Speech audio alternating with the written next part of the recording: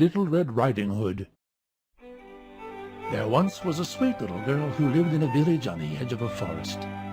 Her grandmother had given her a riding hood made of red velvet, and the little girl wore it so often that everyone called her Little Red Riding Hood. One day, her mother asked her to take a freshly baked cake to her grandmother, who lived on the other side of the forest. Little Red Riding Hood's mother reminded her to go straight to grandmother's house and not to stray from the path. Crossing the forest was dangerous because there was a big bad wolf lurking there.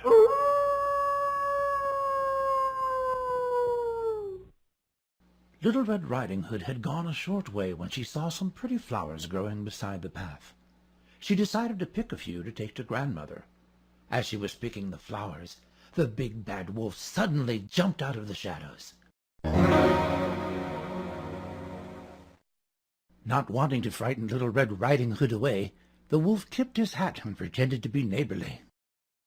"Where are you going, little girl?" asked the wolf in his nicest voice. Little Red Riding Hood was fooled by the wolf's charm, so although her mother always warned her not to talk to strangers, she politely answered the wolf. "I am going to grandmother's house to take her the cake my mother baked for her." "How lucky your grandmother is. Does she live nearby?" inquired the sly wolf. "It is on the path just at the edge of the forest," she said. "It was a pleasure talking to you, but now I must be on my way. Have a nice day." "Thank you, Mr. Wolf," said Little Red Riding Hood. "and I hope you have a nice day as well." While Little Red Riding Hood continued to pick flowers, the big bad wolf ran ahead to grandmother's house. When the wolf arrived, he could see grandmother resting in bed. He called gently at the door, and grandmother, thinking it was Little Red Riding Hood, said sweetly, "Come in."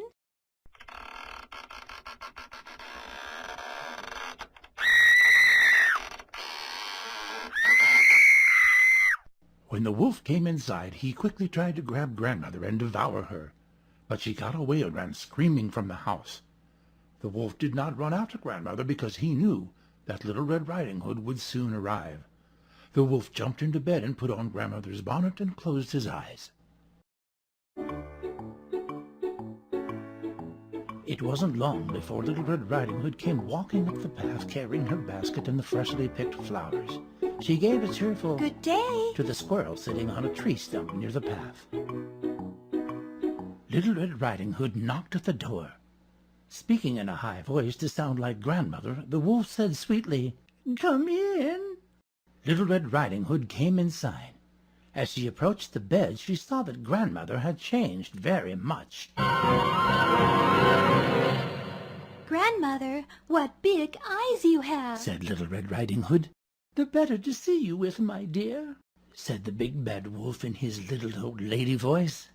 "Grandmother, what big ears you have," said Little Red Riding Hood. "The better to hear you with, my dear." "Grandmother, what big teeth you have," said Little Red Riding Hood. "The better to eat you with," said the wolf in his big bad wolf voice.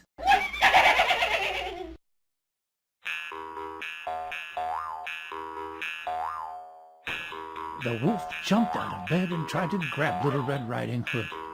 But Little Red Riding Hood was much quicker than the wolf thought, and she dashed out the door just as the real grandmother was returning to her house with the woodsman carrying an axe.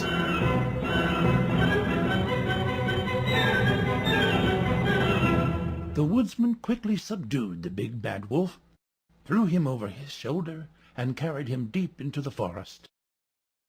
Little Red Riding Hood had learned her lesson. She promised grandmother that she would never talk to strangers ever again. The wolf learned his lesson too, and he never came out of the forest to bother people walking on the path ever again.